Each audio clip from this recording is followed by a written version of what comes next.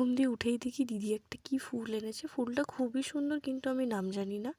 তো আমারও মাথায় আইডিয়া এলো যে আমিও একটা হ্যান্ডমেড রোজ বানাতে পারি বাড়িতে। তাই আমি আমার সরঞ্জাম নিয়ে বসে পড়লাম। আর ওকে আমি বলেছিলাম যে, "তুই যখন আমার জন্য রোজ কিনতে যাবি একটা ভিডিও বানাস প্লিজ।" তাই জন্য ও আমার কথা মতো এবার একটা ভিডিও বানিয়েছে। আমার ইচ্ছে ছিল যে ওকে দোকান দিয়ে না কিনে দিয়ে আমি নিজের হাতে বানিয়ে দেবো, যেটা ওর কিনা আরও বেশি পছন্দ হবে হয়তো। তো আমি আমার কথা মতো তাই করছিলাম। আর এই যে ও আমাকে রোজ দেওয়ার পর আমি রিঅ্যাকশান দিচ্ছি। খুবই ভালো বানিয়েছিল রোজটা। আর সাথে আবার ও আমাকে একটা ডেয়ারি মিল্কও দিয়েছিল। তো আমি আমার কথা মতো রোজ বানাতে বসে পড়েছি। আমি যেহেতু এইসব পারি না, আমার মনে হচ্ছিল যেন আমি পারবই না, আজকে দিতেই পারবো না। তাও দিদি হেল্প করার ফলে টাইমে বানাতে পেরেছি। আর এই যে ওকে দিয়েছি, ওর খুব পছন্দ হয়েছে। সাথে আবার একটা লেটারও লিখেছিলাম ওকে আমি।